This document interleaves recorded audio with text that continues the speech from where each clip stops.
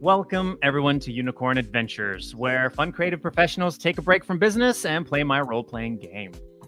Today, we are taking our time to go into an icy land, but before we dive into the episode, I'd love my two guests to introduce themselves. Drew, why don't you go first? Tell people what you do in real life.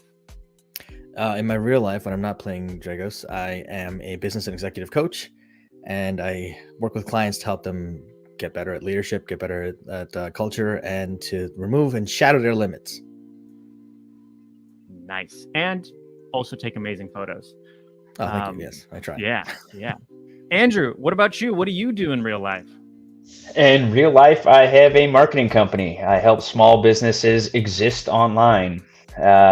Everything that goes into that. There's a lot there. That's fair. All right. Well, with all of that, the deck has been shuffled. I'm not going to shuffle it anymore. Now the cards are going to be drawn as they are drawn. Whatever happens now happens. And we are going to dive more into the episode. As we do this, I would love both of you to introduce your characters a little bit. Again, Drew, why don't you go first and tell us a little about the character you're playing? Sure.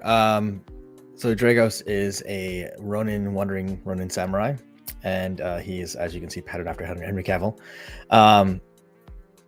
I mean, how detailed do you want me to go here? I don't have to read the whole thing, right? Just a little bit, like where does he align neutrally? Like, is he morally good, evil, neutral, chaotic? How does he go? I'd say he's morally neutral, chaotic-ish, but he has a good heart, wants to do the right thing, but has a dark side of him he's exposed to. His primary weapon is katana. He has a bow and arrow as well. Think of like a Skyrim character, basically, is what going around the world with that, but not as many spells. He just has shield and healing magic. Awesome. And he's a night elf. And what do you think his driving thing is? What is his kind of overall purpose?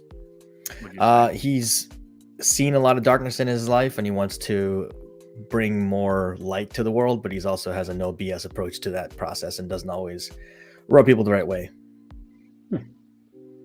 I like it. Andrew, tell us about your character. So this is a really good pairing because I am a little bit more of a lighthearted. Obviously, I'm a penguin folk. I'm a storyteller by nature. I wish my outfit looked as cool as that one, so I appreciate the image. But I'm a storyteller by nature, and that's how I bring my lighthearted goodness into the world, by telling fun stories and trying to combat the evils and the ills of the chaos. I fight with snowballs and icicles that I can form by the water and moisture in the air. And that is it. It's my water. I have water ice magic that I use. So unlimited supply of snowballs. Absolutely. Nice. So the two of you have found an interesting tale. Dragos has found out that somewhere far in the northern reaches of the land, there seems to be some successful being of sorts, not exactly sure who, that has locked themselves away in a castle, and that they hold some sort of a secret along the lines of general success in running a kingdom, life, and everything. It seems that they might have the answer to some of these things. At the same time, Sir Waddlesworth III has figured out that he's heard tale of these stories of some kind of a majestic ice castle of sorts that holds away some secret or some sort of an entity. And as two of you met in a tavern, you realized that both of you were possibly seeking this same destination and paired up. An odd pairing, true, but at the same time, probably a comedic one as it all happened. You are now, you've ventured forth. You've been together for a few weeks as you've been venturing further and further north. And we are going to start by bringing you in a couple of days after your travels, and midday as you're walking through a forest, and know that you're soon going to be coming out into a clearing. It is snowing. It is pretty much winter. And you're just making your way through the forest. You know that you need to be heading generally up more north as you're following a mountain range. You know there's a clearing coming up, You are not quite sure what happens after the clearing. Most of the maps and everything that you've looked at, this is about as far as they go. They know there's a forest. They don't really know what is past this forest necessarily, except the mountains they see in the distance. What would you like to do next? So I get to the edge of the clearing and I look around to survey the land in front of me, get an idea of how treacherous things look. Okay. First card of the game pulled. It is an 8.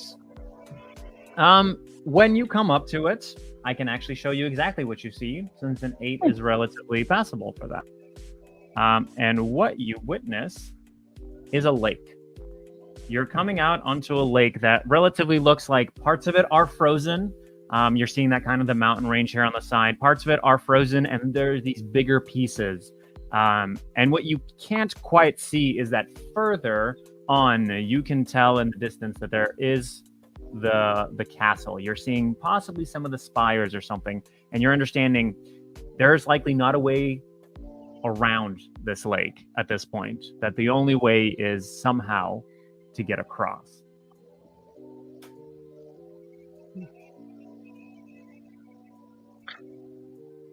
I Go ahead. look at Ronan and ask him how he would like to cross said lake. I would say, since you have ice and water powers, just freeze the lake enough that we can cross it. I accept these terms. I'm gonna walk down to the lake, and first of all, I'm gonna put my little flippers in the water because I like cold water, and then I'm going to, get all excited, and then I'm gonna go ahead and I'm going to start to freeze the lake in a path. Let's just say wide enough for the two of us to walk side by side. Okay. Knowing your powers and knowing the limitations and how far the distance of the lake is, you know that you can't just immediately go floop path. Yeah. That you're gonna have to be kind of going and making the ice as you're going. Right. And it's gonna take you all, even at a good pace, several minutes to cross the lake. Are you both gonna just start kind of immediately crossing the lake as you go? I think so. I'm also connecting my paths from one ice block to another Right. ice block, so that when we get on an ice block, that path can go away. Like, I'm not keeping the long trail behind us. It's path to path, so it's less intensive on my magic skills. Yeah, being Okay. efficient with your magic makes sense. The energy. So you make a path. You're walking down towards one of those of the bigger ice parts. Everything's going great. You turn, you go connected to the other. As you're walking to it, you're seeing, yeah, okay, this is good. You didn't connect it to this third one that was kind of floating more in the middle. It didn't make sense. And as you all walk a little bit past it, all of a sudden, Dragos, you notice, because you night elf skills and you're not focused on, ooh, cold water, ice. You all of a sudden turn around and notice that chunk of ice went whoop, and completely disappeared. It went under, and you know that ice should float when it comes to water and buoyancy things. It is your choice what you want to do next. It seems that Waddleworth is definitely just continuing on with his inverse snow blowing abilities, whatever you want to call it. He's paving a path. Essentially. Okay. I look ahead because I see that thing happened. That thing disappeared, which is probably going to be a creature of some sort that we probably don't want to face. So I check ahead to see how far we have to go and how close the ice things are. And since I'm nimble and a night elf, I can, if I need to, I can pick up Wadsworth or Waddlesworth and run across as fast as we can to save his energy and maybe use his ice powers as needed to do that. You can try. So what you're trying to see here is if you're able to find a faster route. Is that what you're trying to determine? Yes, without having to use his ice powers as much. That's Gotcha. faster. Yeah. That's faster. Okay. We'll pull a card. We'll see what you're able to assess. You got an ace, which is spectacular. In this case, you can assess that you know for a fact if you were to jump by yourself, no problem. You would be completely fine. Waddlesworth isn't a penguin, is a penguin folk, so it's a little bit larger than just like a tiny bird, no problem carrying. You definitely will not be quite as nimble, and you know that it will take you maybe the same amount of time, but possibly more dangerous given the amount that you might slip and the potential for that if you were to go across. So maybe faster, but definitely riskier in terms of flipping and falling in. Yeah. Okay, so I'm still gonna try it because that thing is probably dangerous. So, and it's an ice monster, so it's not like Waddlesworth can use his ice powers against it. Are you gonna say anything to him, or are you just grabbing him and? I'm gonna tell him, hey, we got to get out of here. That thing that's not safe. I swim faster than I walk. If that would make things a little easier, because I got flipper feet. That's a good like the cold ice water. But we don't know how fast that thing swims. That's true, but we know how fast I run. It's true, and it's substantially slower. And if you want, I can maybe try to put out, instead of an entire path, but like create little blocks for you to go bound to bound to bound. Yeah, that could work. And then if you can create those little blocks that are closer together, then I might be able to still pick you up even though you're bigger, and then hop faster. that was my thought. Yeah, more safely. Yeah, let's try that. Okay. So is the thought that then Waddlesworth is creating these ice platforms, and then Dragos is grabbing and running to make it easier? Is that what you guys are doing? Yes. Okay. So he doesn't have to jump as far. Right. We're gonna pull 2 cards. We will take the best of the 2 cards. However, what you're doing requires a bit of a dexterity, not just with the jumping from ice to ice, but also with the creating the ice in the right space at the right time and all those things. If you get a 10 or above, you're good. I'm telling you that right now. If you don't, we'll see what happens. Yay! So the 2 cards are a 7 and a jack. Nice. So congratulations. Got it. You got it. You are making this, and it's not completely flawless. There's maybe like a little I skidded a little too far on that one. And Waddlesworth makes like a little lip, so you can kind of almost ice skate on part of it, and together you do a very good job as you get all the way across. And by the time that you finish, both of you look back and you notice that some of the ice that you were making all of a sudden starts going boop, boop, boop.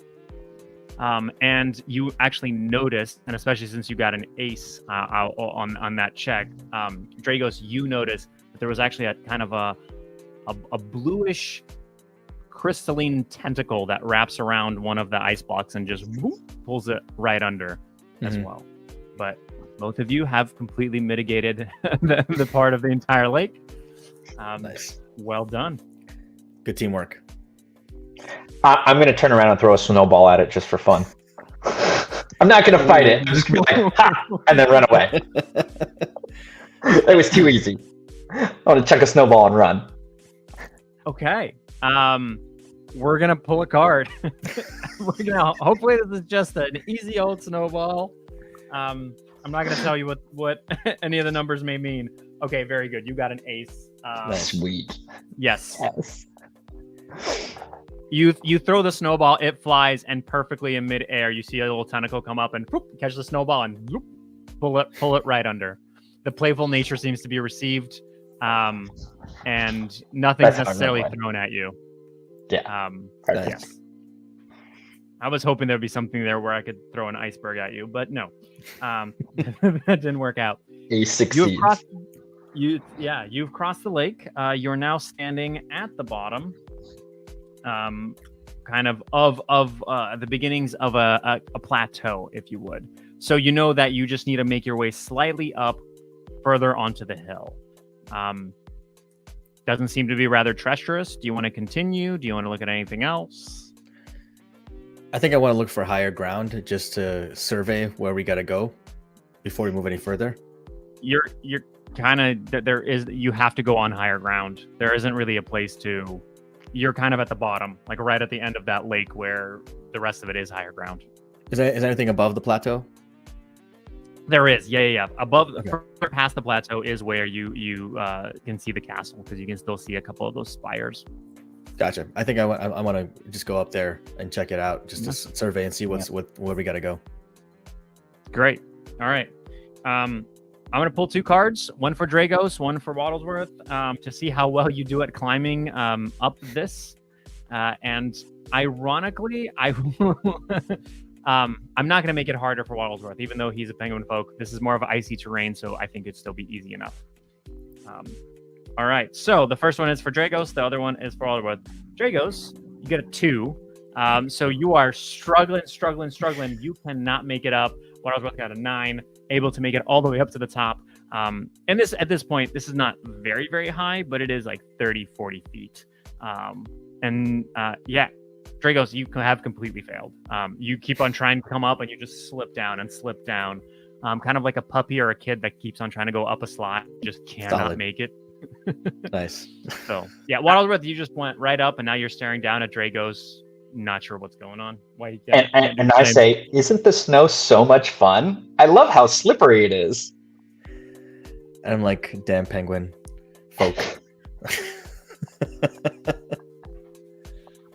It's up to you two what you would like to try to do next to get Dragos up there.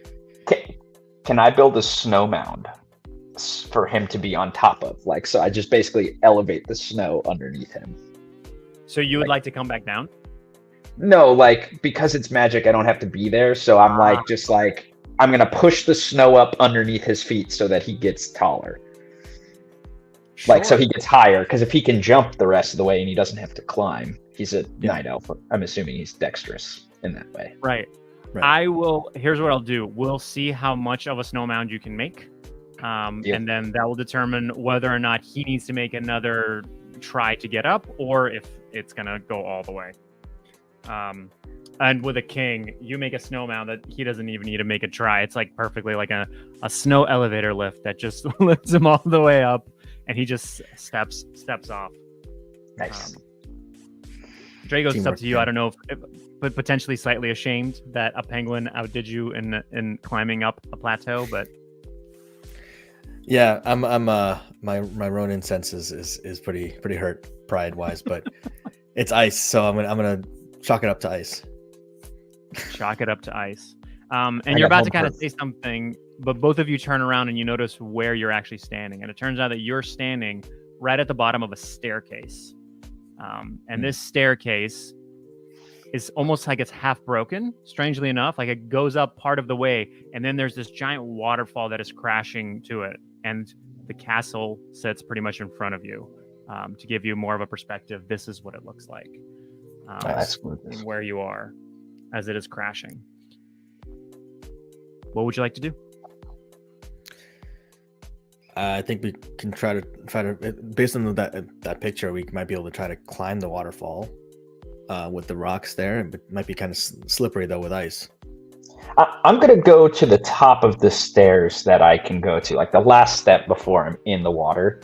And I'm going to I'm going to look around to see if I can glean anything of value while I'm up there before I jump in the waterfall. Yeah, absolutely.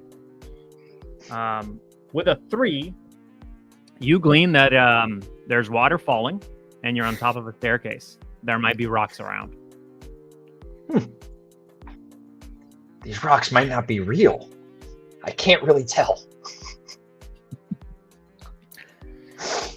Well, I have a bow and arrow, so I could try to make steps with the arrows in the rocks. I could shoot if it's rock or ice, could probably shoot the arrows into the ice or into the rock, and maybe try to make a staircase of our own kind of makeshift climbing situation. I can probably freeze a block of ice around it so that we have steps. Yeah. Again, teamwork. We can try that. Yeah. How many arrows do you have? Are we worried about expending too many arrows with this plan? That's a good question. I have like 50 arrows, so it shouldn't be a problem. Okay. then yes. Yeah, I would say for you to make it relatively safely, because remember, if your guys are going to like jump one at a time and do all those kinds of things, yeah, you probably have to use about half of your arrows in order to do that. Okay. Yeah, we can use half of the arrows for this. I think we got to get there. So I mean, I also have a sword which doesn't run out of ammo, so I'm good with that. All right. Just wanted to make sure we're, not going to be wishing for arrows later. Oh, good call. Good call. We may still be, but I think it's a good use of it because we got to get there somehow. Deal. Well, then that plan works for me. Let's do it. Actually, wait, quick time out before we do that. Do we want to maybe go around to the side? Is there any access from the side? We can see if there's a cave or something to approach from the bottom. I could not tell you that information, having tried to perceive things myself. Could I go around the side and try to perceive things on my end?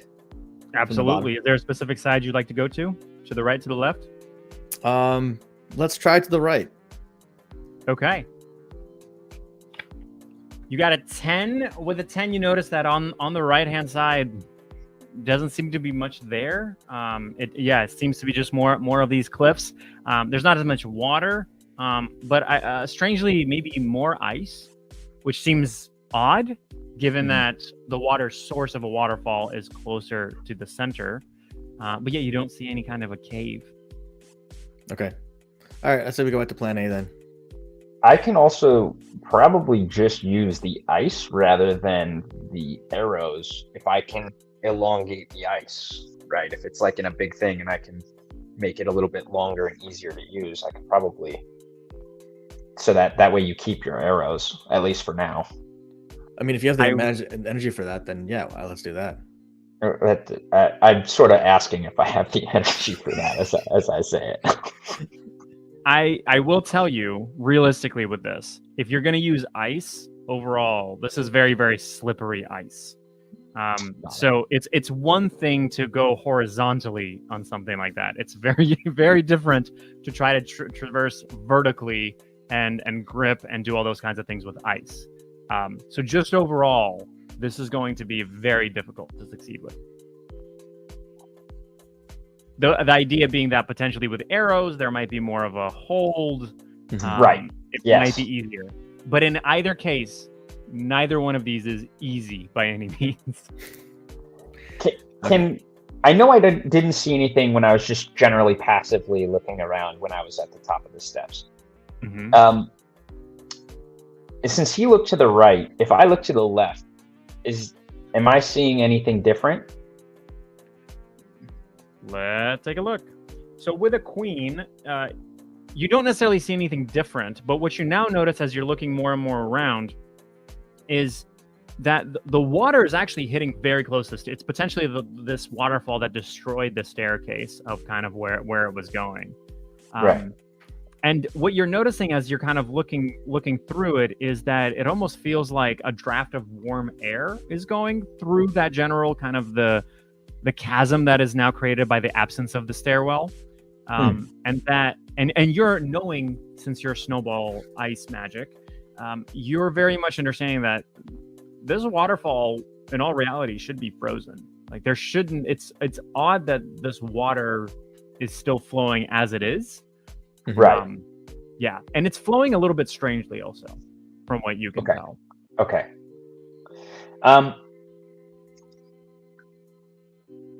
Can I'm going to say it as pierce the waterfall, like create like a little, almost like an umbrella, like of sorts, so that it stops being right in the middle. Given that you are ice and snow, I will allow that. Like you can create points of ice that will then kind of push it. That's why I said sort of an umbrella of sorts. Like I just create opening it up. Yeah. What's the purpose? Like you just want to open it up and see what's on the other side? Is that what you're trying to do? Yeah, I feel like there's more here than meets the eye, and with the water in the way, I'm like, is there something behind the water? Is there because you're based on it not running right? I'm trying to figure out why the water would run in such a way that is counter to the laws I've learned, right? Or the laws of nature as I know them. So I'm looking to see if there's something behind it that would be causing this water to run when it's frozen everywhere else, or. And I have a question. The warm air, is it coming from underneath the waterfall, or is it coming from the water itself? Kind of both. Because it's coming from Right. it seems to be coming from the water, both from the water that is falling and the water that fell and is kind of coming up. Right. Yeah. Okay. That's what I'm kind of trying to suss out, is why is that looking in such a way. Yeah. All right. With a 10, you create a perfect, wonderful umbrella on that water. It is shaped exactly like you would want it to be shaped to push the water aside, and the water seems to go right through it, as if there's nothing there. And strangely enough, it doesn't even seem to impede the water whatsoever. It doesn't seem to slow the water. It doesn't, nothing. So the water's not real, basically.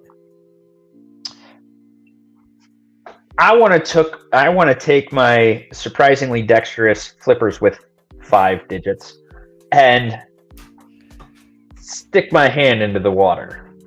Yeah. The water feels warm. It also, given that you're a swimming creature and you know water very well, it feels 10 to 20 times lighter than normal water. It feels like it falls slower than water really should, in a strange way. But it feels pleasant.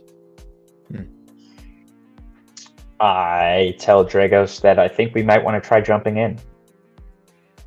And while your hand is in it, by the way, you almost feel like it's like some of your fingers start to rise, like the way when you put your hand out of a car window when you're driving, and the air current kind of lifts up your hand. Kind of that same way of your hand seems to like float up, and you're like, well, that's interesting. Yeah, I think that's a good idea. I cannonball in. Okay. You cannonball in. You already said it. Since you cannonball in, you haven't yet removed your ice umbrella. So we're going to look while the water passes through. We're going to see whether or not you pass through. Woohoo! And really what we're pulling for here is to see if you make it around the umbrella or if you smash right on into it.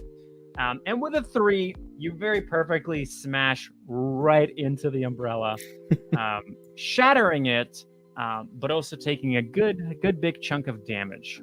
And you're feeling a little bit hurt, and so you're kind of doing the opposite of a belly flop. Since the belly flop is down, you're kind of and you're slowly starting to float your way up in a belly flop fashion.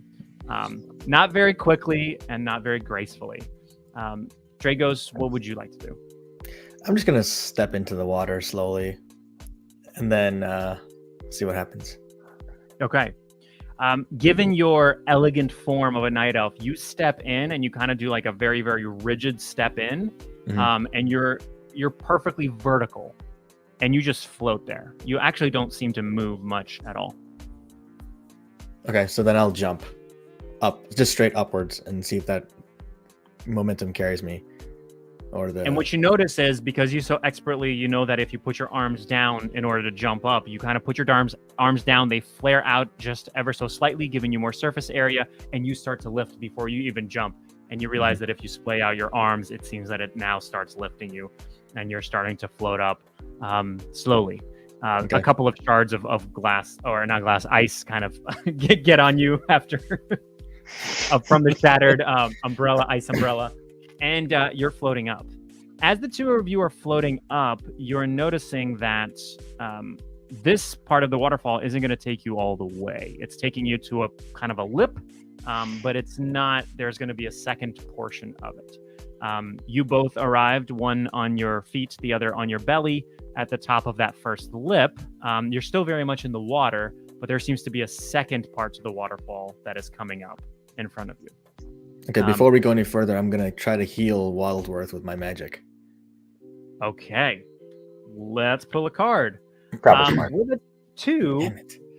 I'm not going to say you hurt him because your intentions were good, but it seems that while you tried to heal him in this water, your hand kind of just floated off away, and it was just you got thrown off, and you wasted that spell. You weren't able to do it. Solid. As you are coming up, you see here that there is actually a cave entrance to your left, and then there is the waterfall continuing up in front of you. It is a bit stronger of a waterfall here, and as you're standing in the midst of water, it doesn't seem to be pushing you in either direction. What would you like to do? So that this is different. This water is different from the water we were just in, or is it the same? No, it's the same. Yeah. Okay, gotcha. I think. I mean, I want to look around and see where it goes. You said it's inside a cave, right? So is it further into the cave where like we have to walk like maybe 10 steps and then the water's there, or is it like right in front of us? No. So there's a cave entrance to your left, where you can see the cave like further in, or there to kind of your right / in front of you. There's just the bigger portion of the waterfall. Oh, gotcha. That Okay. you just went up. Yeah, and you're kind of standing in the waterfall is falling. You're still standing in the water of the waterfall as it's coming over the lip and then further down where you came from. I would go explore I would say, Waddlesworth's chill here and heal up a little bit, and I'll go check out the cave and come back and let you know what I find. I'm If you want. gonna pseudo veto it and say I will walk behind you at a safe distance where if something should happen, your sword will be the first to deal with it. Fair enough. And Okay. I can throw a snowball at it as I need. But I won't just lay out here in the water as much as I enjoy it. As I'm, currently like doing the backstroke. I'll get out and enjoy it. Okay, fair. All right, so we go inside and right. explore the cave. You go inside and you explore the cave. As you're walking in, you're seeing that this cave is maybe not as much of just a cave, but potentially a tunnel as you're going further into it. And it seems to kind of make its way further in and maybe even further around behind the castle. You're not quite sure as you're walking in. You notice that there is kind of another entrance or light source that's coming from the top right, as if another tunnel has been buried in from that direction as well. Mm-hmm. Do you want to keep on moving forward towards that entrance? Yeah, but I also want to draw my sword just in case, just to have it ready just in case. Okay. Add a So snowball. silently, you draw out your katana. An icicle forms in Waddleworth's hands. You're creeping, slowly moving up. Are you trying to sneakily do this, or just walking? Just walking Full speed. carefully. I wouldn't say full sneak. I would say just being careful. Okay. Absolutely. You're walking. There's a little pitter patter of the flippers behind you as you're listening to them, and all of a sudden there's a loud and a bucket flies out of the tunnel and slams into the other side of the corridor and just lands there. Looks like a normal wooden bucket, except you are all of a sudden hearing that the tunnels are full of sobs that seem to be emanating from the bucket. If the bucket's crying. Yep. Okay. I'm going to talk to the bucket. I was gonna say yeah. Why, Mr. Bucket, are you so sad? Who's here? Who's here? It's There's a me. voice seemingly coming from the bucket. It's me, your friendly neighborhood Sir Waddlesworth III. Intruders! We haven't. No, they don't care about me. They don't know I do. me. They threw me out. Are you approaching the bucket at this point? I'm going to look at Ronan and ask him if he thinks he's going to keep me safe in case the bucket attacks. Yeah, from a safe distance, I think we can keep engaging it. My sword's still drawn and pointed at it just in case. Okay, cool. I feel a little safer. I get a little closer, but not right on him. Okay. How close? How many feet away do you want to stand from this bucket? How many feet away did I start? It's like That's- 10 feet away? You were probably like 15 feet away. Maybe like 5-7 feet away. At the Yeah, I was closest. going to say, I'll cut it in half, 7.5, and that'll be about as close as I get. From that distance, you can very much tell that the bucket is not empty.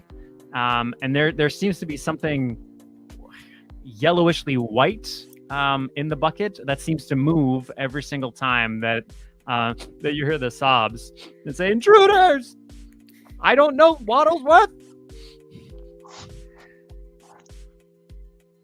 All right. So then I guess we already started engaging the bucket, so I think we have to continue. I'll tell it to be quiet, and we're not here to hurt it. And ask it what happened. A whole attack? A whole platoon? They're coming. They're all coming. Oh, they threw me out anyway. They won't hear me. Who is they? All the other two, they never listen. They just always think that I'm the grouchy, complaining one. They don't care. Why'd they throw you out? I'm not talking to you. You are the enemy. Enemy. Okay. Where's Wadsworth? Waddlesworth? I'll fight you. You come over here. I'll fight you. I like him. He's all yours. So are the other two also buckets? What? I'm not a bucket. They threw me in this bucket. Oh, you come here. Is that what a wolf? I'll get you. So you are the water. You're seeing more of like the bobbing up and down of something that is actually in the bucket. And as the bucket struggles, come here, it rolls over, falls sideways, and from the bucket rolls a skull. The skull is staring straight at you, and for a second, there's silence. And all of a sudden, you see the jaw fly open and going, "Intruders! Intruders!" Is it a human skull? It looks humanoid, yes. It's like Skeletor? Sort of, yeah. That's exactly what I'm picturing. Especially with that voice, yeah. I ask him where his body is. Upstairs, up the tunnel. They just threw me in as a prank. Nobody comes here. But we finally have intruders. Would you like to be reunited with your body? What's in it for you? I get good company. The dark elf's a little quiet. I just groan.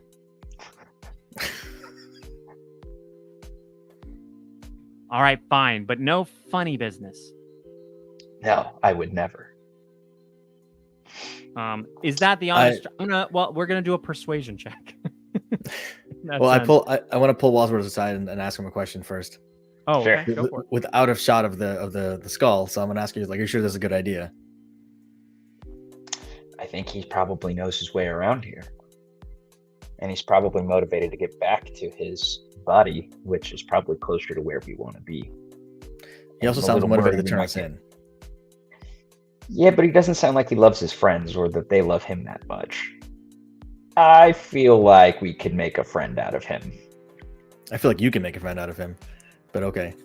I have that. I have that charisma, if you will. All right, this is all you. All right. I'm gonna walk back and try to make a friend out of. I'll make a friend out of you.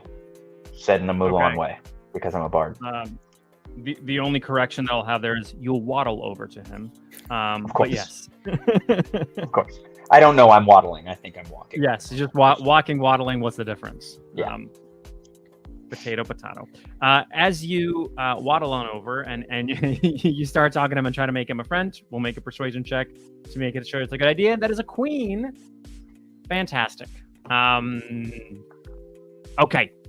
But either carry me on your shoulder or put me in the bucket. I will carry you in the bucket.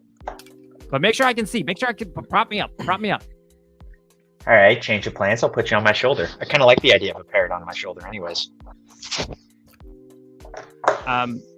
He kind of gets on your shoulder and he goes, okay. I remember when I had a body just a few minutes ago. As he talks, the jaw moves and it's kind of itchy and ticklish at the same time. It's a kind of an odd sensation to have just a jaw moving up and down on your shoulder as you're doing that. What would you like to do next? Well, first of all, I giggle because that sounds like a giggling sensation to me. And then I say, how do we get you back to your body? Where is your body? Well, we can go up the tunnel or we can go up the waterfall. What's safest? For me, tunnel. Well, if I fall and break you, it's not going to be very safe. So, for all of us? Waterfall. Okay. You said so the tunnel goes up. There's something in front of us, right? That the tunnel's also leading back to the back more. Mm-hmm. What's back there? Cave in. Boring. Nothing worth seeing then. Not for the likes of you. What about for likes of Waddlesworth? He's a smaller feller. He might find something. Shall we peruse that direction, or do you want to head to the waterfall? Let's check the other direction. We're here. Might as well check it out while we're here. I waddle off. All right. I'll stay a respectable distance behind to not alarm the skull. You make your way down. It's a much further now trek than it was this. These kind of two tunnels seem to be very, very up close towards the beginning of all of this. You make your way further and further and further. It gets really, really dark. The skull seemingly has no problem seeing. It actually slightly begins to whistle as it bounces up and down on your shoulder. Night Elf, you're going to be able to see relatively, like somewhat, because you are going to have the ability to see at night, but this is pitch black. You need some kind of a light source. We can use my katana to make a flint of some sort with one of the rocks and light something on fire, like a. Do we one of the arrows? We can use one of the arrows, light that on, wrap it with something. I can take a piece of my clothes, make a basically a makeshift torch. Yeah, absolutely. I won't even make you roll for that because I feel like you came up with a good enough idea to where that's pretty easy to do, especially with the kind of survival things that you do in general. So yes, absolutely. You create a torch as you light and pull it up. You realize that you are about 20 feet away from possibly what the skull was referencing to the cave in. There are just big boulders that are all over. They're about 20 feet away from you. At this point, that is all that you're seeing. What's the area where the skull was saying that there's a space for you to squeeze in, Wadsworth? Yeah, that's. I was going to turn to the skull and say, now, how did you think I was going to fit in here? No, that's right over there. Right over the. I don't have an arm. Yeah, let's use words, not pointing. On the right, ground on the right. See those big rocks down there? Do I see anything down there, or are we not close enough? Closer? You're not close enough. At this point, you are not Okay, seeing anything. that was my first question. Okay, yeah, I think I'll move a little closer. But I'm inching, right? I'm not like in a full out sprint down there, so I'm like testing the ground with each step to make sure there's really going to be ground there. As you're coming up, it seems to be ground. And as you're moving closer and closer, what you notice is that when looking straight ahead at it, you can't possibly see this. But there's this kind of side small tunnel that seems to be open that maybe was part of a previous tunnel. But with the cave in, it's a little work around. You could possibly crawl through that. It is doubtful that Dragos can. I asked the skull what's back there. Well, anything dangerous? Not my body. So why are we even going there?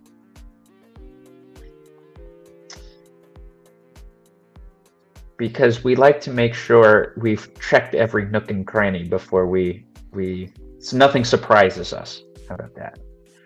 Trying to keep you safe, floating head. Or the only thing back there is Bella. And what's Bella? Oh, she's the neighborhood pet. What kind of pet is she? I don't know if you know those.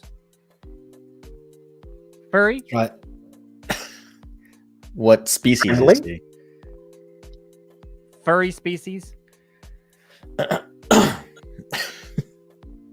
Is she friendly? She nibbles on my femur, but yeah. That doesn't sound friendly. Your femur's typically attached to you, I thought. Not right So is now. his head. His head would be as well, normally, I feel like. So, is she a dog of some sort? What's a dog? Canine, four legs, big tongue. 9 legs? 4 legs? You're mixing me up. What legs? How many legs does she have? 8. She might be a spider. My intense fear of spiders says we should go the other direction. But what if what we came for is actually there?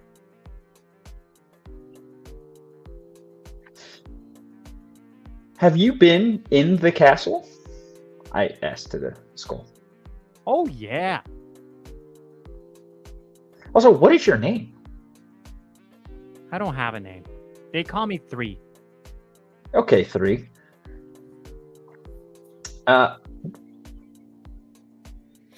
Is the castle... How do I want to ask this question? Do you want to tell him what we're looking for and see if he knows what's in the castle? Well, I'm not sure I trust him that much. Yeah. that's But fair. I also would say, is the castle as majestic on the inside as it is on the outside? I'm not much of an interior decorator. But, yeah. Lots of great things inside, like really cool things. Do you like icicles? I happen to love icicles. You love the castle. Okay. Doesn't really help us. Do you want to allude to what you're looking for? Is there a way to say it without saying it for you? So we heard that. Well, I can't ask him because he won't answer me. Let's see. Does Bella guard anything in particular? Oh, no. Bella's just a pet. I'm always the one in charge of feeding her. That's why they threw me in the bucket. I always carry the bucket. What does she eat? Oh, this or that. Elk. Frozen elk. Thawed elk. Thawing elk. Decomposing elk. You know, everything. So you could say Bella likes elk. I don't know if she likes it. She eats it. Okay. Fair enough. I say we probably go the other way. Yeah. Like I said, my fear of spiders says I'm happy to head in the other direction. Anything with 8 legs is suspicious at best. Yeah. Okay, we'll just go the other way. Yeah. Do we go? Oh, we go. Do you want to go out and around to the waterfall then? Yep. Okay, let's head back in that direction. All right. As you two head on around, I should say, as you 3 head on around to the waterfall, you 2.5. come on back to that same lip portion of it. Yeah. Would you like to just try to do what you did at the previous portion of the waterfall and try to float your way up to this one as well? I would ask him. No icicles here, right? No. I would ask him how he gets up, like what he thinks we should do. Just toss 3, me any in. preference? I All right. like floating. Okay. I'm going to hold on to you as I jump in. How about that? All right. Do you both go in? I do. Sure. All right. Okay. You both float up, and as you float up now, you come to the entrance of the castle. And at the entrance of the castle, what you end up seeing, instead of just the gates, you see two skeletons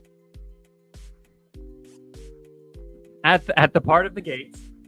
You're too far away to hear what it is that they're saying, but it seems that they're either having an argument, or telling each other jokes. And at this point, it is a little bit hard to tell which, because they're going back and forth very emphatically, maybe laughing, but given that you can't tell facial expressions because they're skeletons and they have no face, you don't really know what's going on. I asked 3 what their names are. They never told me their names. They just call me 3. What do you call them? They. Should have seen that coming. Are they going to be nice to us if we show up? Oh, no. They're not nice to me. Why would they be nice to you? Are they your So- friends? Colleagues? Do you like them? What's like? Would you choose to spend time with them if you had a choice? I don't have a choice. If you had a choice. What's a choice?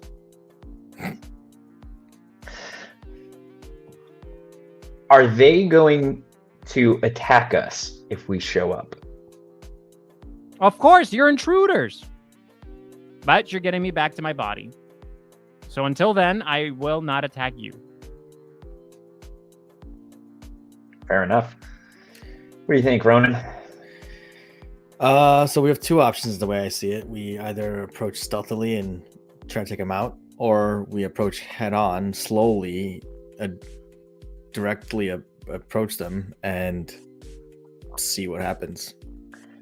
For a third option, I approach because my stealth is like -27 because I have flippers. I Yeah. approach head on while you stealth around back.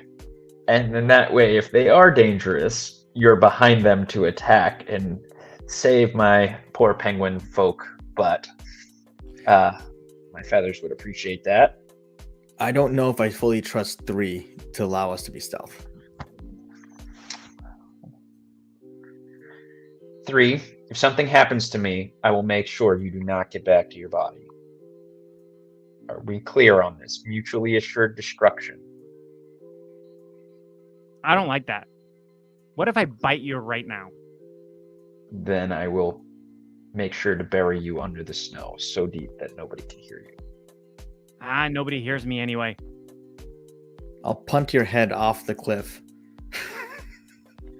I'm gonna make you make an intimidation thing here.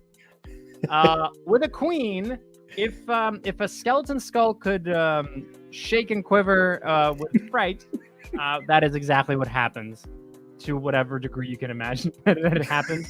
And you see just the jaw immediately just clam up, and there's a silent little like nod, and you can't tell if he's nodding or if he's rocking himself back and forth. As Self-soothing. he could on a shoulder, self-soothing, because he is now even more terrified of Dragos. Cool. Cool. All right, so let's go with you. Let's go with your plan, Wadsworth. You approach head on. I'm gonna sneak off to the side and stealthily approach. In case. All right, sounds good. All right. As you're doing that, we're gonna look. Obviously, Wadsworth does not need to make any kind of a pull here, but we're gonna look at the stealth aspect of Dragos, and you got an ace. So you're invisible. I mean, you're so invisible, even Wadsworth has no idea where you went. So at this point, you can do whatever you want. And that's also important because that means that 3 has no idea where you went. So there's no way he's going to be able to alarm anyone or tell anyone about you because he doesn't know where in the world you've gone. And you frightened him to the point where he probably doesn't want to speak your name. Perfect. All right. Wadsworth, you're walking up. You're waddling on up to these 2. And the closer and closer you get, it seems like they are actually maybe laughing. Some of them are grabbing their ribs. Yeah. I walk up and I say, "What's so funny? Got a good joke?" To get their attention on me. Yeah, they flip out because they did not expect anybody to be here. What are you? I'm a penguin folk. There seems to be none of the terror that 3 experienced with you. They seem to generally just be curious. Sweet. Nice. Penguin. I'm a penguin folk. What are you? What do you think I am? I think you're not supposed to be moving. Well, you look like a plush toy. Thank you. Might just put you in a bucket and throw you down a tunnel. Like, remember when we did? Hey, do you? It seems the other skeleton is not responsive, just staring at you. His jaw is now laying in the snow. It seems it's literally dropped. Recognize him? Do not bite my finger. You're talking about 3. Yeah. 3 is still a little bit frightened, and just still doing the rocking back and forth on your shoulder, worried about Dracos. I brought your friend back. No, he's not that much of a friend. He's just a colleague. You guys are so nice to each other. Oh, well, you know what's nice? A joke. We've just been telling each other jokes until we dislocate a jaw or 3. Sometimes if a rib pops loose, that's also good. You got any funny ones? Nothing that makes it a rib burst, but I'd love to hear one of yours that this is something that'll knock his jaw loose. He's a little tight-lipped. Oh, hey, tell him that one. Tell him the one you just told me. The other skeleton turns towards you, and what you hear is,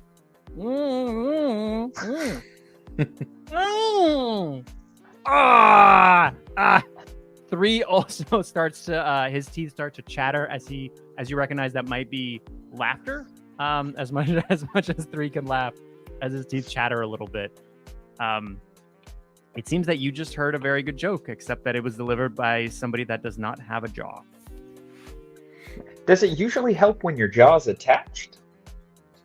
You see that he has just realized that his jaw has fallen out. It may not be that rare of an occurrence, and he leans down to pick it up and put it back in. It's better. That's still a little stiff. Not sure. So what are you doing here? We don't see too many penguins. I mean, we've got Bella, but she's no penguin. She might eat you. Well, you think she'll be a good snack, 3? You should take him to see Bella. I actually I have a strict no snacking policy, as in no snacking on me. So you'll only feel it for just a little bit. It's fine, and then you could be a skeleton. Yeah, I like my plushy nature. It's nice to have a little extra fur to keep warm. What are you guys doing here? Before we jump to that, Dragos, I just want to check in. Is there anything specific that you're looking for, that you're waiting on? Are you getting, I mean, with an ace, you can get close enough to hear this entire conversation, so you could have been listening to all of this. Yeah, I'm listening. I'm making sure that it's all safe before I expose myself. I might actually be exploring a little bit behind while I'm still close by, just to see what's through the gate. Yeah, it seems like there really isn't a way to get past the gates. A lot of it is kind of more so just iced over. And this seems to be the only real way. Is either you can maybe try to get over this part of the gate, but besides that, it's just ice walls. And we have to go through the skeletons, basically. We have to go. We can't go around them. It seems like it. Okay. So I'm waiting for Wellsworth to make sure as long as he's established rapport with these guys and safe, and I'll come out and we can go inside together.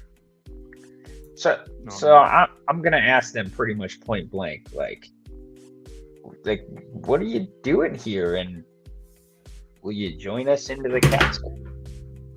Well, we're guarding here. Well, 3 takes care of Bella, and we're just guarding this to make sure that nobody comes in.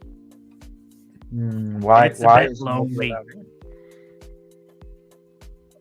Because she doesn't want to see anyone.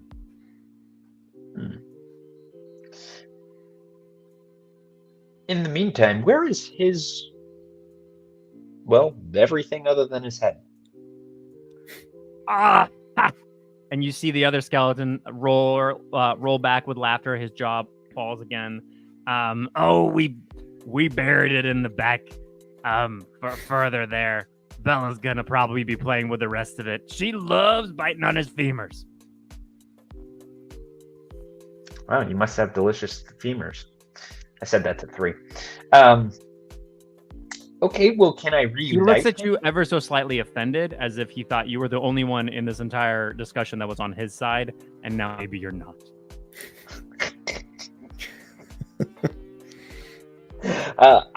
So, can we put his body back together? I don't see why you would want to. At this point, we're either feeding you to Bella, or we're probably just gonna have to kill you ourselves and then feed you to Bella. This is probably where I pop out. And I'm like, no one's feeding anyone to anyone. Okay. Why do you do that? If I had a heart, I'd have a heart attack. Do you have a joke? 3 skeletons walk into a bar. 2.5 skeletons walk into a bar. That's kind of a joke. I don't get it. It's okay. Put your jaw back in. I asked him point Look. blank, what are you guarding? She told us not to let anybody in. Now, if you can make us laugh, apparently that's good enough because she's willing to make an exception for a joke, but she's busy. Oh, okay. Well, jokes are not my strong suit as a night elf Ronin, so that's all. Waddlesworth, that's going to be all you. You're the storyteller. The other option is you can put 3's head in another bucket and throw it down the tunnel. That always gets us a laugh. You guys are just so friendly. Let's see here. And I'm sure I can come up with a joke that'll. All right. Why didn't the skeletons fight the night elf? Why? Because they don't have the guts. You haven't heard that one, 3. Oh, it's good. Oh. That's a good one for a skeleton. All right, fine. Go on through. You see the other one has still not picked up his jaw and is now doubled over, both laughing and searching for his jaw in the snow, as he seemed to laugh too hard and kind of swipe it away.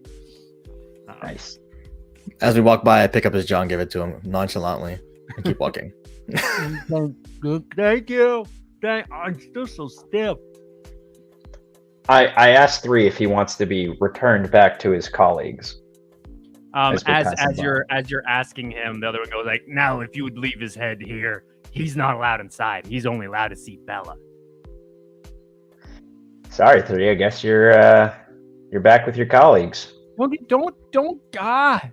You guys, Well- not only are you intruders, you're giving me back to them. I protest because I'm like, well, we did promise to reunite him with his body. Oh, we'll reunite him with his body. I asked him again where his body is, so we can do that. I told you, it's over with Bella. Yeah. 3, you said that your body wasn't with Bella.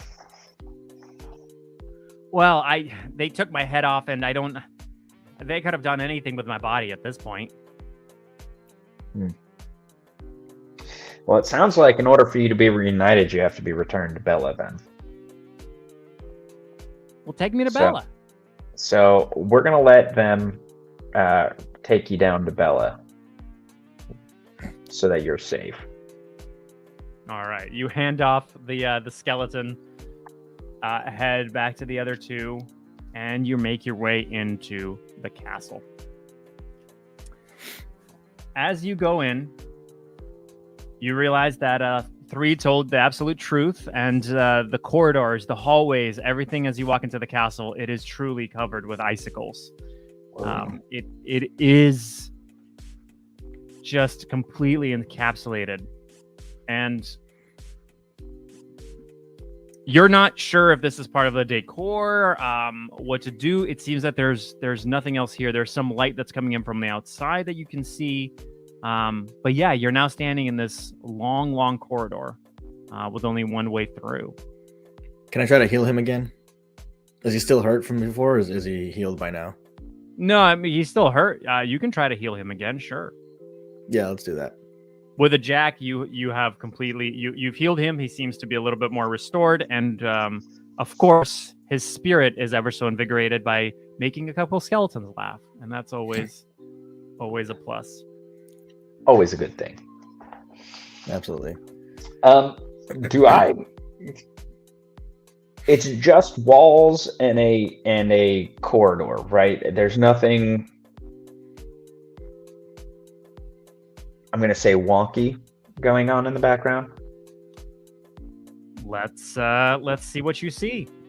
With an 8, it seems like there's not really anything wonky. It seems like it's just corridors filled with icicles. Yeah, not Okay, much so- more than that. So I'll draw my bow and arrow and point it towards the back as we walk towards there, just in case. Okay, so you just want to have it prepared. And what do Yeah. you have it prepared for? Like if something jumps out at you, or like Yeah, are in you case- loosening an arrow if anything happens, or are you waiting for something particular to happen to loosen an arrow? A risk, like a threat, an actual threat. Okay. Something that you would perceive to be a threat. Got Correct. it. Okay. Like, for example, a giant spider or something like that, you know. Named Bella. So if it's named Fred, you will not be firing the arrow. Understood. Right. Absolutely. Got it. Okay. Fred's cool. Bella's kind of a pain in the ass. You're walking your way down.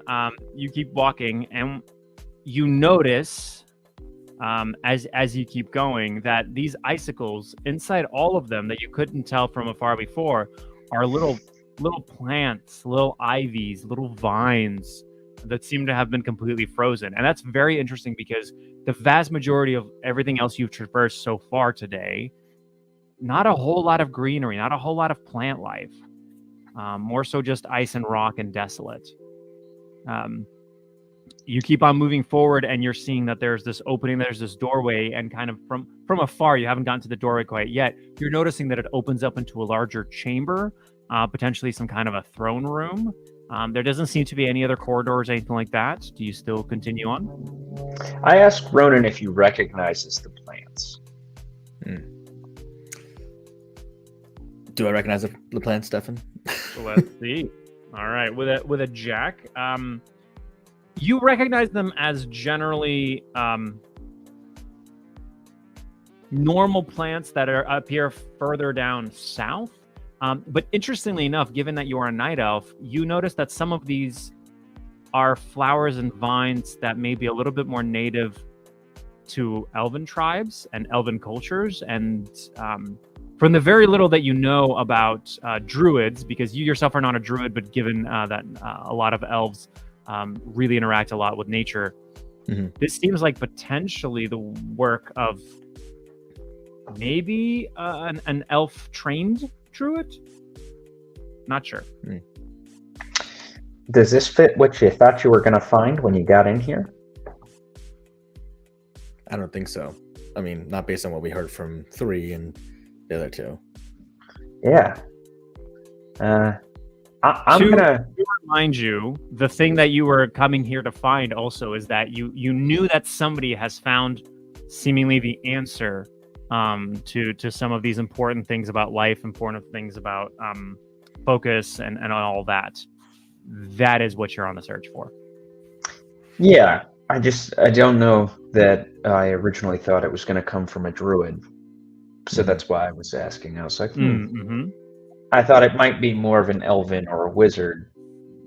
So the druid aspect, I'm like, interesting.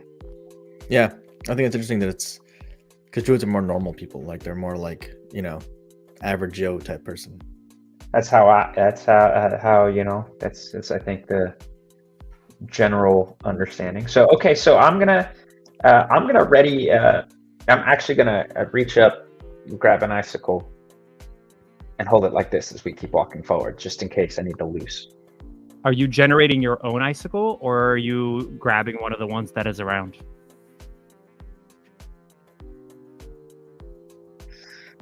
Oh, this is how I want to answer this question. How I think I want to answer this question. I'm gonna generate it myself. Okay. So you generate an icicle, and the two of you continue forward. Icicle in hand and bow and arrow in hand. Is that right? Yep. Still drawn, ready to go. Okay. You walk through the doorway, and what you see as you walk into the throne room is a well-lit, relative throne room. Not a whole lot of furniture around it, but much more of this previous ivy and everything. And this, instead of icicles, is very much more ingrained in almost like the way that plants have that morning frost dew at the beginning. It's kind of like that. Like a lot of these plants are just frozen over as they go all the way across, almost kind of spidering across all of these different roofs and walls, ceilings. There we go, not roofs, but and there is a throne, given that this is a throne room. And in the throne, sitting and looking far into the distance, you see a figure. From what you can tell, humanoid-looking figure from this distance. Has not Can I yet make out noticed. that? Can I make out that her ears are pointy? Let's see. Like With in an this, 8, yeah. with an 8, I will say you can make out that her ears are pointy. And with your immediate excitement and quick look at Dragos to be like, it's another elf, you notice not as pointy as Dragos's are. So she's a half-breed. She's mixed. You would know that, Dragos, yes. This seems to be a half elf. Yeah. Okay. That makes So sense. I'm gonna cautiously point my arrow. I'm not gonna put it away, but I'm pointing it down, and I'm gonna call out to her because obviously she knows she can probably see us by this point. And I'm gonna ask her, who is she? You see her attention immediately dart to you, as if somebody that's been focused and distracted from very, very important work. And she stares. It's not to the degree of staring complete daggers into you, as if how dare you intrude upon all of this, but more so, I really wish I had 5 more minutes to finish the thing that I was trying to do. And strangely, she doesn't say anything. She just stares at you, as if still quickly in her head trying to figure something out. I'm gonna say, sorry to interrupt. Do you need a minute? And yet you have interrupted me already. I will finish it later. Why have you come? We're looking for. We heard that there's someone who's discovered the secrets of success and the secrets of life, essentially. And so neither the skeletons out front nor Bella in the lake has pushed you away from any of this? We're persistent. No. So I see. What is it that you want to know so you can leave me be? The secrets. You want me to tell you all of the secrets to everything. What I've spent decades putting together and have ran away from the entirety of civilization up here for. You want me to just give it to you? Because Only we you didn't. come, because you're persistent. Kind of, yeah. Yeah.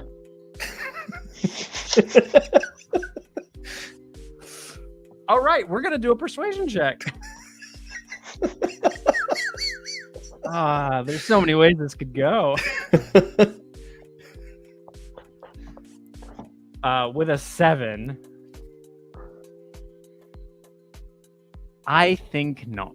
I think perhaps it is time for me to call the other 3 and have them escort you kindly to Bella, unless I do so myself. That's not what we were told. We were told that if we get the skeletons to laugh, we can come in and talk to you. And we did. And you thought you could trust 3 skeletons? You do. I feel like if you have all of life's secrets, you must know something to feel like you could trust them. So I felt they must be trustworthy. I find that most people turn away quickly when they see skeletons. Why else would they go through all of this? Truthfully, most people don't make it across the lake. Well, not most Well, people. Yeah, we're a cut above. And a cut below. Yeah, well, you can't help my height.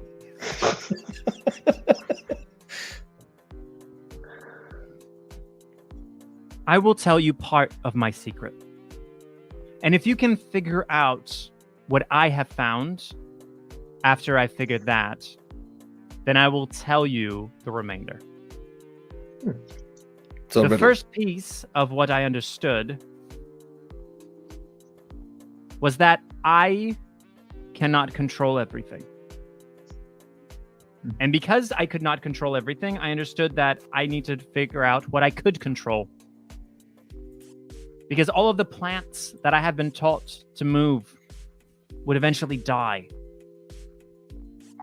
So I came here where I could create plants that wouldn't die. They would freeze and stay the way that they are forever. And so I am here, surrounded by the work that I love. The plants that I have grown up with during my childhood. But what do you think I have found as I have put myself here with my plants frozen away as if in a tomb? you still can't control death or what's happening to them. You can always slow it down. Well, And loneliness. they're not really dying. They're frozen. Yes, but they're not living either. Yes. They are not living. And so Neither now are I you. have the choice. Exactly. Do I slowly die and let them live on? Or do I let them die so that I can live the way that I would want to? What's the answer? I don't know. That is the part that I'm not sure about. And that is what I'm here working on more and more. What do you want? Life for all, for everyone. Okay. And if I am successful at that, if I were to be able to give life to all and everyone, that means that I cannot take life. I cannot be life. Because if I am life, I will inevitably be death. And if I am the one giving life to all of the others, that means they will eventually die once I do.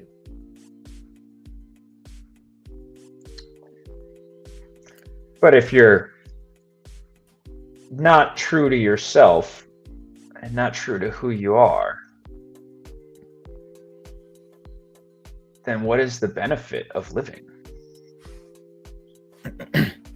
Because if you're everything for everyone, then you're ultimately nothing for nobody. Wise words for someone so plush.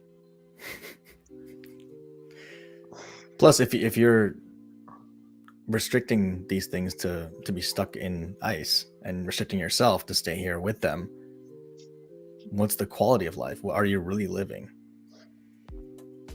Until you leave your comfort zone, what's the point? What kind of life are you really living? So what would you have me do? Leave all of this?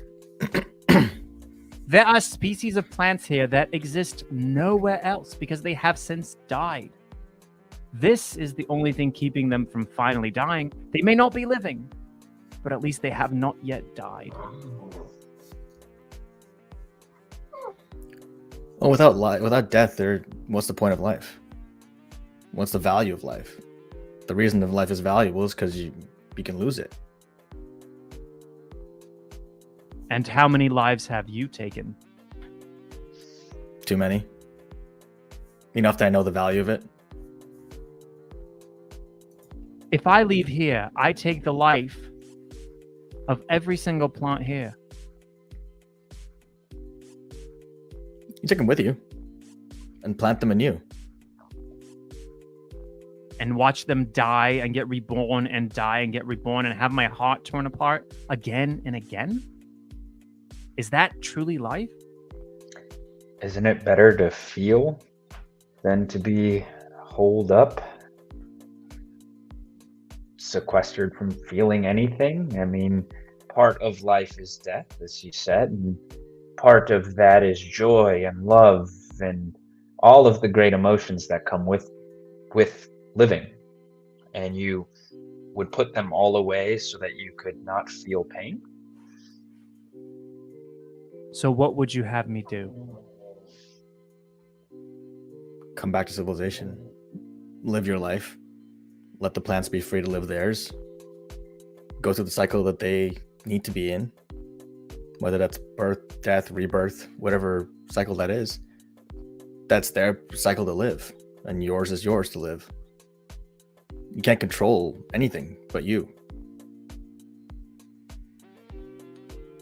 I'm going to have that be a persuasion check, but I'll do advantage since there's the two of you as you're going through it, and you're making some very valid points.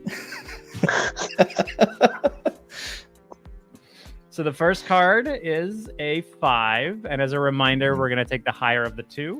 And the second card is a 10. You see her demeanor lighten a little bit. She seems to be a lot more open to the idea. And as she looks at you, it seems like she's holding on to this amount of hesitation, like something is still holding her back that she's not sure about. And she goes, "What about Bella? She can't leave." What about Bella? Why can't she leave? She loves the cold. She's lived in the cold all her life. Part of the reason is that I found her here. It's why I started being here, to take care of her. And now we are friends. Yes, but you can always come back and visit. You can be friends from afar.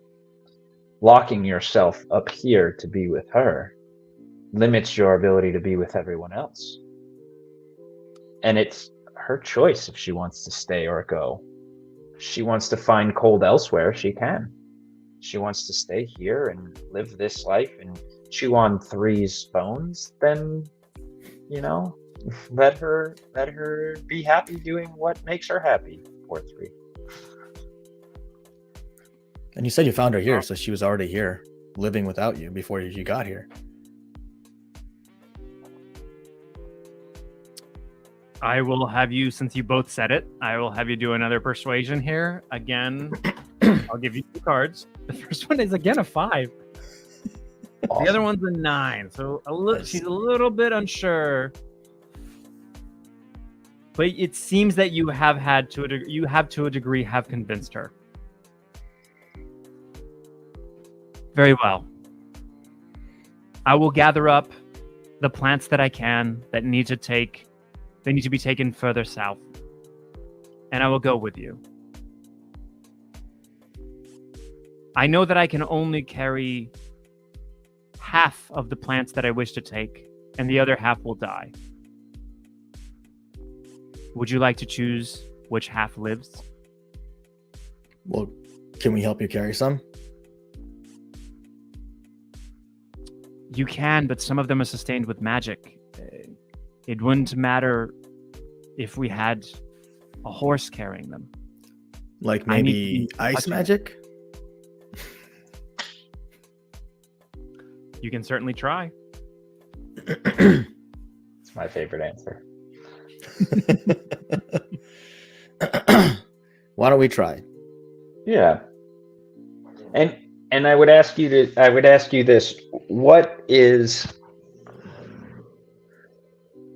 What are plants that are readily found in other places? Do you have plants that are readily found in other places and plants that are no longer found in other places? And that could help us prioritize as well. I'm only going to take those that can't be found anywhere else.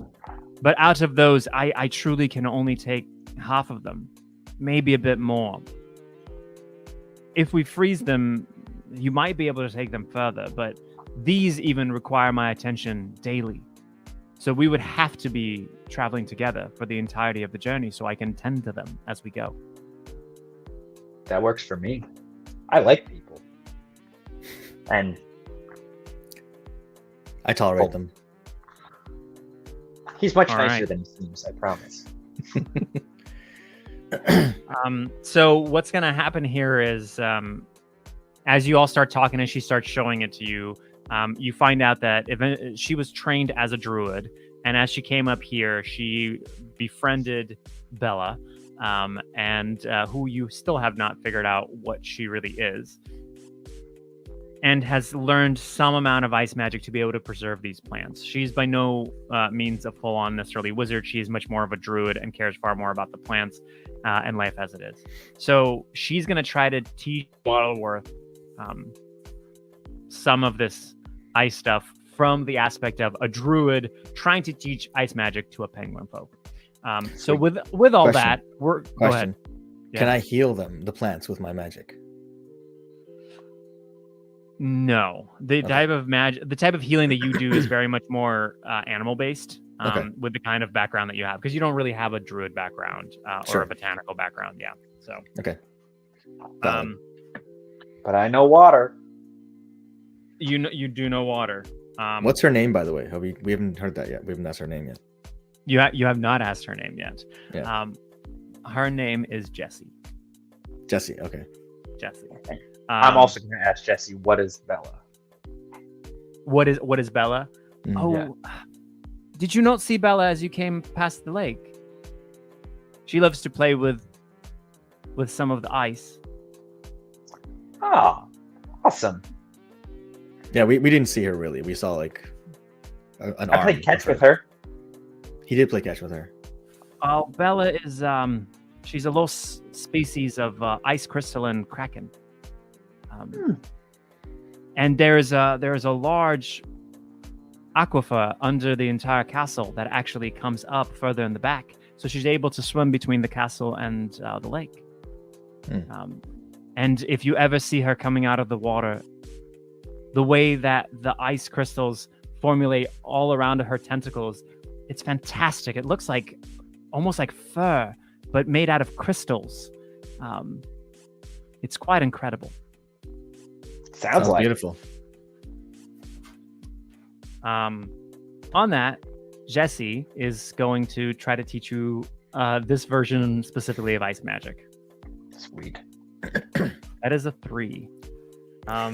So she is not doing a good job teaching it to you because she doesn't really know, because she learned it so intuitively. She doesn't really know how to teach it to you. You can try to attempt what she has taught you. If you'd like, you can try to do something of your own. What would you like to do? Maybe. What is the goal of this ice magic? What is your goal? We're just trying to preserve it. We're not trying to kill it, but it's a gentle balance of making sure that we encapsulate it to where the moisture stays just there. So there's a small amount of air between the ice and the plant.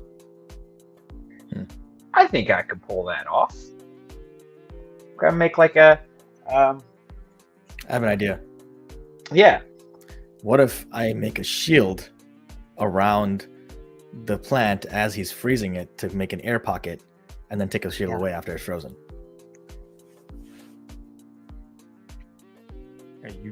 Like I said, you can definitely try. Let's try it. You want to try it? Yeah, because I think I understand how to make an air pocket, especially with some assistance. That's, in ice.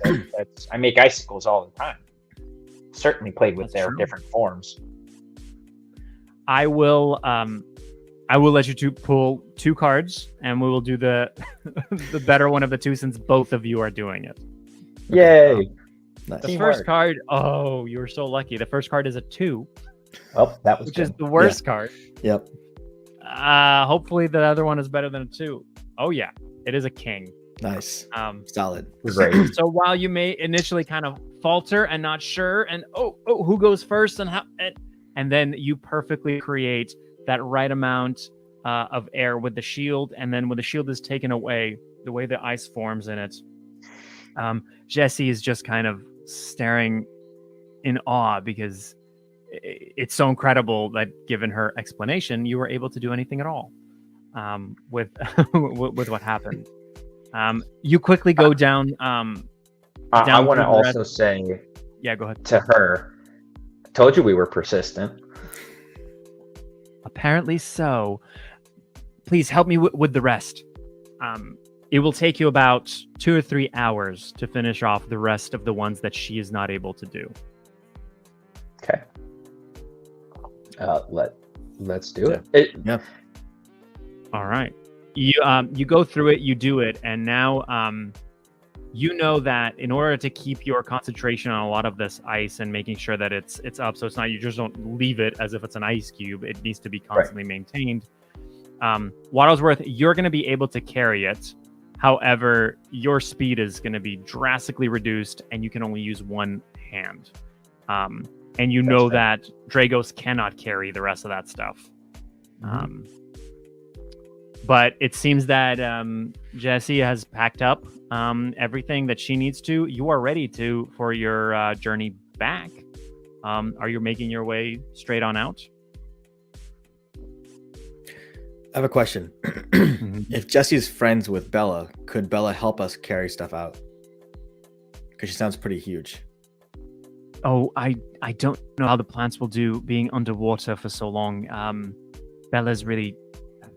She stays in the water the majority of the time. She really can't be out on land too much. But her tentacles can. Right, but if we need to transport it all the way out, she has to go underwater to go from the castle there. And then after lake, she can't help us past that. Can she help us get across the lake? Oh, I'm sure. Okay, so at least we'll get some. That'll help. Yeah. At least we're on stable ground again. Do we need to eat? Are we concerned about darkness and nightfall? Are we? It is now night. I will tell you that. It is now night. In terms of nourishment, Jessie was able to actually collect some of the berries from some of the fruit that and the vines that she knew that were just going to be let die and continue on with the cycle that she has given to you. The question is now really of, you know that taking and doing all of that magic, you really can't fall asleep. You also found out that Jessie most of the time barely ever sleeps because she needs to maintain so much of the magic to maintain so much of it. This is part of the biggest reason that she has isolated herself so much. Okay. Ronan, you can see at night. Yeah. Yes. I can see it. So if we were to travel now, since I can't sleep anyways, you could sort of keep an eye out and make sure we get to our destination with safety. I can lead the way and figure out where we need to go. And can we enlist the help of your 3 skeletons to also keep us safe on our journey? Perhaps I haven't talked to them in at least 10, maybe even 15 years. I talked to them recently. We're friends. Yeah, you made them laugh, so they should be. Yeah. I can find another skeleton joke. All right. One more question. Can we retrieve 3's body from Bella? Yes. If you'd like to, we can check the entrance to her pool is just beyond the throne room. Would you like to go there? Waldsworth, do you want to do that? Yeah. I got one hand, so as long as Bella's gonna be nice. I'm Yeah, cool Jesse, with is Belly gonna be nice? Probably. I'll have to talk to her. She doesn't usually take kindly to strangers, but we'll see. Okay. it. Okay, you can lead the I way. don't even Jesse. know if she's there right now. She might be down at the lake, so she can look out at the stars. It is night after all. It's true. Stargazer, smart. Yeah.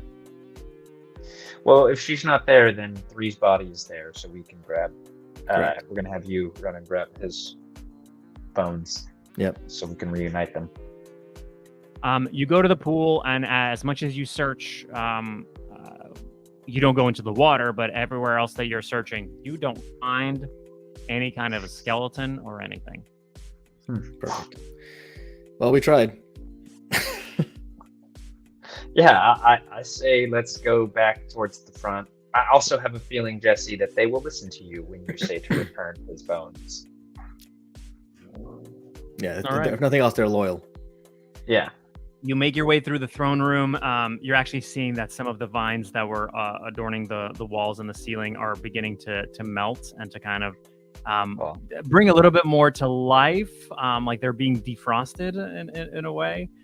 It seems that really it's taking more and more of Jesse's concentration to maintain these spells as she's being mobile with them. You make your way through the hallway. As you're making your way through that hallway with all those icicles, you're also noticing again there's some drip, drip, drip, as some of that ice seems to be melting and melting as she's walking her way through. I have a question. And you make your way. Go ahead. Is it not cold in here from the outside? Like, is it the cold not getting in here? Is that why it's melting? Yeah, it in here, it actually feels a little bit like, not quiet, but like that water that you rose up through, where it feels nice. It doesn't feel hot. It's not steamy, but it feels nice. And yeah. Cool. As you walk out front, you notice that it is completely night, and you look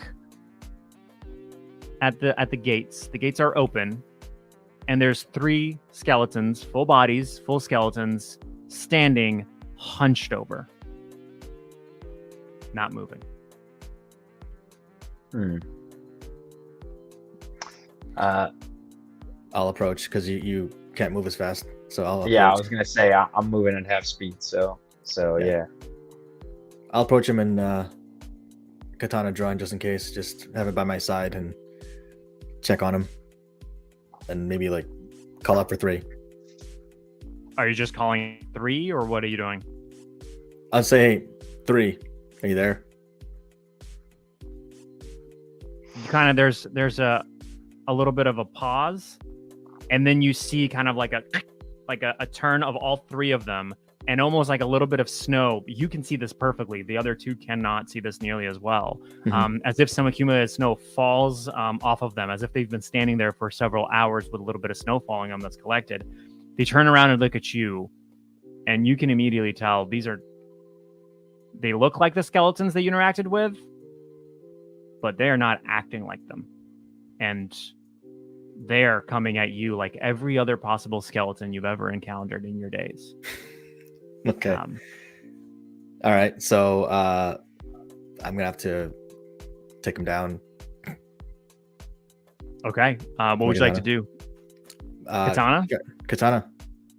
Well, wait. Okay. I'll start with the bow and arrow first because they're far away, right? Still. They're still a little ways, like you kind of a shouting distance. So Yeah. I would say about 15, 20 feet.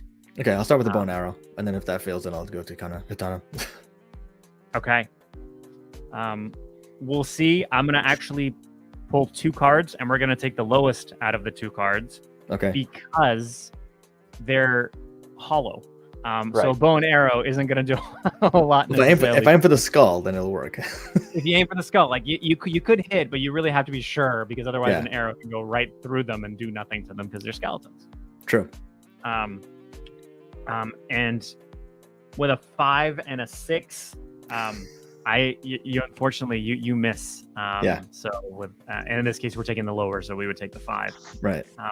The arrow, As I- you let loose a couple arrows and they go right between the ribs. Yep.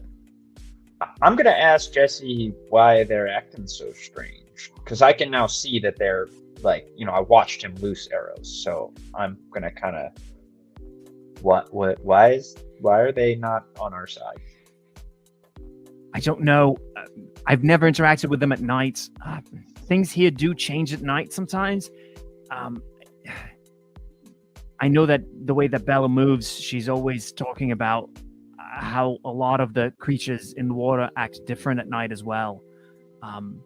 It's something about these lands that happened before. I didn't build this castle. I found it. Awesome. Okay, cool. So in that case, then they can't run, so I need to take care of the skeletons. Remind me of the landscape right now. We're in an enclosed space, not like above, but outdoor. We're like enclosed walls, or not as much, a little bit enclosed, but not. You're almost in like a little courtyard. That's Okay. just behind the gate. And then you have the skeletons that are in the gate, and then it's kind of an opening past the gate as well, and then further is the waterfall. But right now you're just in a simple little courtyard. You've probably got about 30-40 feet in each direction, kind of all around you. You're the other two, since they haven't walked out, they're just at the entrance of that corridor that you just exited from. They're standing right there. So, I have one free hand. Yes. Yes, you do. Do I have enough concentration to sort of fight with that hand, or I will say without you- losing the vines? Yeah. Right. Like. I will say you absolutely do, but for very minimal things. So, like an icicle here, a snowball here, you're not going to be able to do like a blizzard storm. Yeah. kind No. of- No. I'm not going to create an ice sword and go to town. Like. Yeah. Yeah. You Okay. can definitely do certain things. You can also do certain things to aid Dragos if you want to, of augmenting his weapons with ice. Like you can do various other things, but it's not I just wanted to make sure. Yeah. So, am I close enough now? Like, we stepped outside? You've stepped outside. With the moonlight, you can generally see that like potentially Dragos has fired at the skeletons and they've turned. That's all that you've seen. You from this distance have no idea what the skeletons look like. You just saw him shooting arrows at skeletons. Sure. Right. Okay. Okay. So I need to get a little closer then before I can even assess the situation. Is what it sounds like. So I'm gonna keep moving in that direction, not in a run or anything, but right. So you make your way up. You don't entirely get up to Dragos because you're moving a little slower, but you make it up Right. a little bit closer. And then Dragos, it's your turn of what you want to do. The skeletons have now turned and they're getting really close to you. They're like 5-10 feet away. They're not quite running at you, but they're very much lumbering at you. Yeah. So go draw my katana, and then gonna have to attack. Try to take him down. Or at least Okay. distract him while the other two get around and move Yeah. move their way out. Hold them off. The way they're walking at you, they're kind of walking in a line. So you can pick which of the three you want to try and hit. You've got the left one, the center one, and the right one. I'm gonna go for the right one and have Waddlesworth and Jesse go to my right, so I kind of block that kind part of out. get around. Yeah. All right, let's see what you do. As you swing with a 4, you again kind of you swing for a perfect torso shot that you're used to would hit most humans, and your sword sails perfectly between the ribs again, and you seem to miss it. Given that you are a great swordsman, I will say you're gonna have another hit with it, realistically. And with the bare minimum of a 7, which was what you needed, you're able to make kind of a second swipe right around where the spine meets the pelvis, and you basically cleave the one on the right in half to where the torso just topples down and falls, and the legs kind of teeter a little bit. Perfect. All right, Waddlesworth, you're noticing as Jessie is making her way now around the other side. While she has her movement, she cannot participate in the fight whatsoever. So Yeah. she can move a little faster than you can, both height and just the concentration advantages. But so she's going And a little not bit further needing past waddles. you. Yes. What would you like to do? Okay, so am I able to? So I'm following behind her, right? In this scenario, so am I able to create sort of like an ice shield for Dragos as like a blocking advantage kind of thing? You know, make it a lot harder for them to hit him. You can. Are you trying to basically attach it to a forearm where he doesn't really have to use an arm to hold it? It just is Yeah. going to be magically attached there. Yeah. I actually have an idea that instead of that, I mean, that could work too, but is it possible for him to actually just freeze them in place? He could freeze part of one of them in place. That was he's kind really of what I was creating a lot of that stuff. Yeah. So you could also Yeah. do that. What do you think, Ellsworth? What do you want? Which one do you want to do? I think the shield, because I think Yeah. freezing part of one of them is so temporary that you're going to end up in a bad spot again. But a shield you can ongoingly like bash and keep yourself safe. Sure. I'm going to fashion a sort of, a shield that, with the straps on his arm. So I'm going to kind of put it on him. So he's just there. Gotcha. That's relatively simple enough to do. I'm not even going to pull a card for it. You're absolutely able to do that. At that moment, the two skeletons basically lunge at you, Dragos, and they're basically gonna try to grab you. Yep. And we'll pull a card for them. They got a 4. Nice. With that, they're tripping over the body of the third one that has kind of fallen to the side, and so they both trip forward. They actually both fall prone onto the snow, trying to grab at your ankles and not quite succeeding. What would you like to do next? How fast are these skeletons moving, by the way? I'm just curious how fast. Like, are they like Walking Dead zombie speed? Are they human speed? Are they like... They're like a slight in between. They're definitely faster than zombies and a little slower than regular humans. Okay. In Yeah, relation definitely to faster me, than though. Waddle. Yeah. Okay, they're faster than him. Okay, got it. Okay, so then I'm gonna keep engaging. I'm gonna try to swipe and kill the second one. Okay. So, So you've got these two now that are in front of you that missed and grabbed, and so you're going to take your sword and try to swipe at them. And with an ace, I will say not only do you do that, but like as you swipe, the shield on your forearm bashes them first, and basically ends up freezing their skulls. And as you put your sword through, those two, their skulls burst into just Nice. a bunch of tiny little icicles. With that combination of it, you see this flurry of icicles fly up. It kind of does that thing of sometimes where hail or icicles fall in snow, where it's this little hush as it falls down. And as the hush settles, it seems once again quiet. Nothing is moving. A little tiny amount of a breath from Dragos, but he's used to this. He's not out of breath. He's all right. Would you like to continue on to the waterfall? As you are seeing, as Jessie is trying to go faster and faster because this is creeping her out. yeah, I think keep going to the waterfall.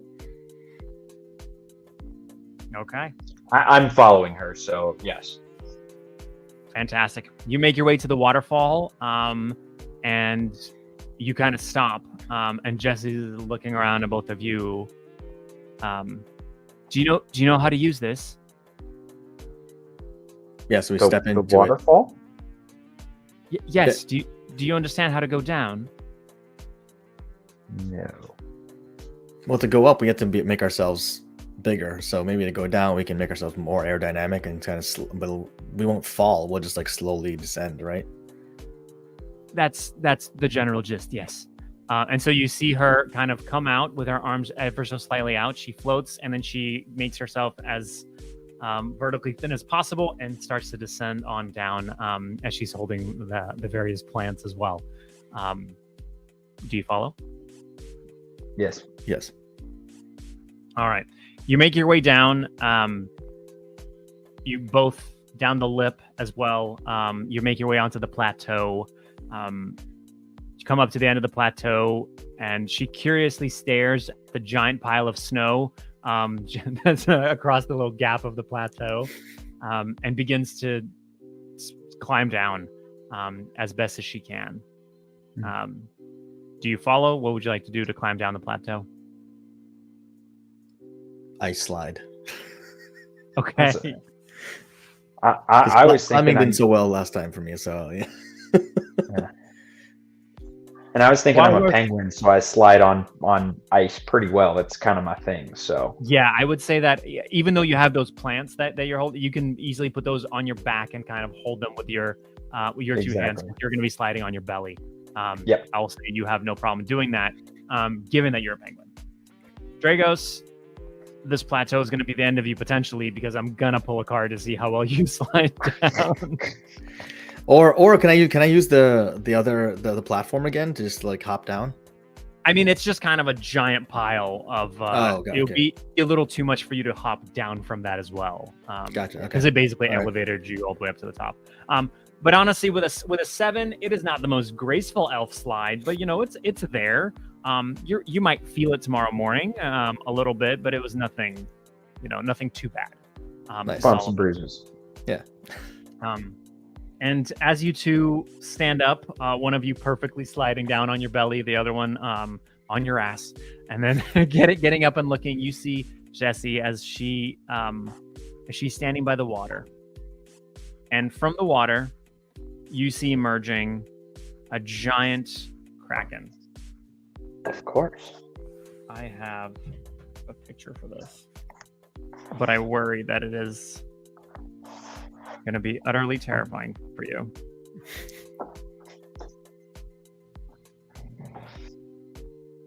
This is Bella. Aw, Nice. he's so cute. Right,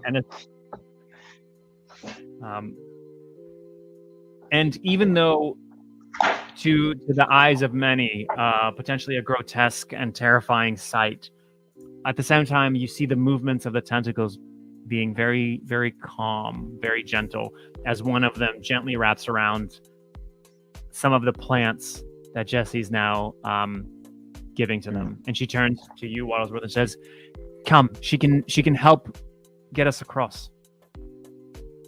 Amazing. I'm in. Here you go. I'm following. Falling behind too. A tentacle comes out and wraps all the way around you. Do you resist? No. Okay. At this point, with carrying each of the plants and then carrying you, in order to propel herself, Bella's not going to be able to carry Jessie or Dragos. And Bella's kind of making you see this really slow, terrifying, eerie midnight drift across an icy lake as a kraken is carrying you across. Maybe something of a nightmare for many other people. It seems for you are okay, and you're keeping the screams inside. It feels like a roller coaster, or whatever the equivalent would be. Yes. It's almost just like a tugboat, honestly, with just the propelling thing. It's not very, very smooth, given the propulsion of this type of a creature, but I try not to nod off so I can keep my concentration. Dragos, you are now left with Jessie, and she's looking, and she's not very sure. She's like, I don't know. We might have to wait for me to be able to get across. I need to be over to those plants as soon as possible, but I can't. I'm not agile enough to get across this ice. So I can try to carry my back the same way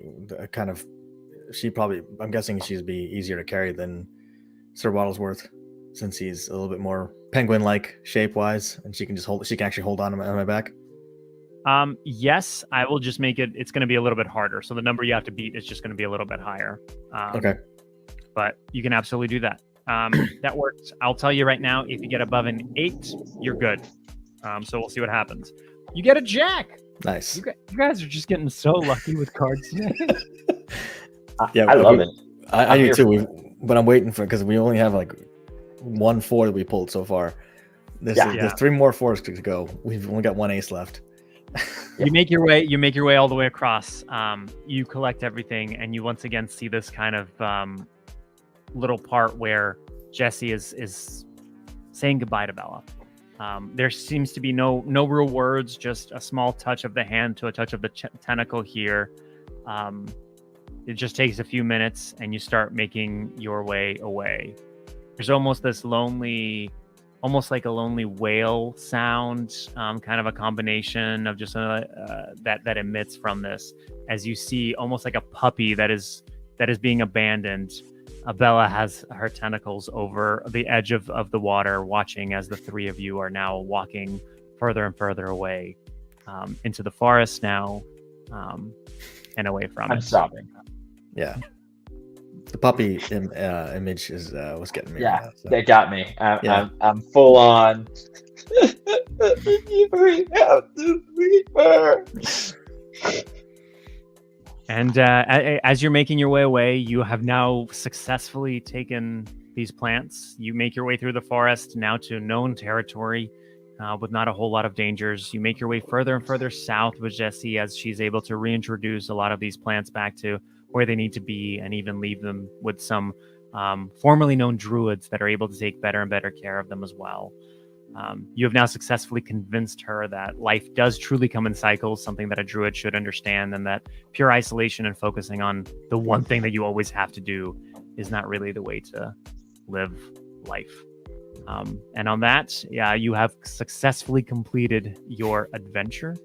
And that is where we're going to end up and wrapping it up. The only last thing is, do either one of you want to say anything to each other as your final goodbyes? Because this was what kind of brought you onto this journey together. There may not be further journeys of Dragos and Sir Waddleworth III. Any parting words as you go on your own ways? I mean, I'm still sobbing over the whole lost puppy thing. So as Yeah. far as I'm concerned, I'm like full on penguin hug. And I'm sure Dragos hates every second of it. Like, I love you, buddy. This is so great. I'm so glad we did this together. You were my favorite, and I loved it so much, and I couldn't have done it without you. And I'm just not gonna stop talking and saying those things as I'm just wrapped around what I imagine is his leg because of the size difference. Yeah. Just like, And I'm awkwardly putting my hand on his head and saying it wasn't horrible. That's accurate. That it's sounds so accurate. nice to you, babe. And on that touching scene, we will have the credits roll. Thank you both for joining us. This is always such a fun time and fun part.